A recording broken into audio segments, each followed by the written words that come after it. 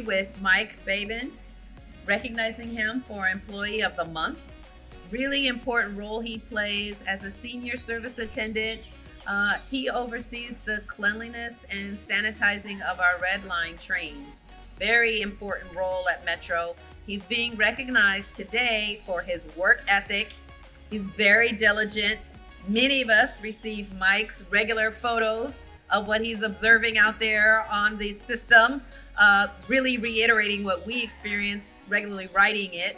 But working together with Mike, he's so conscientious, working with our ROC supervisors, management, to make sure that we do everything we can to not only improve the customer experience, but also to be mindful of making sure all of our employees, frontline employees on the system, are working in a safe environment. So Mike, thank you for your service. Really appreciate you and congratulations. Thank you very much. You have been so diligent, you go extra miles, and then you do not care about what kind of work over there. You just do it, and you fire up your team and let them also work together.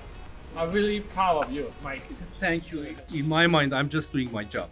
We have a family-like environment here. So as long as your job is done right, the job becomes a fun thing.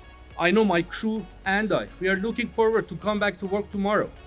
I don't know how to express how honored I am. I'm honored.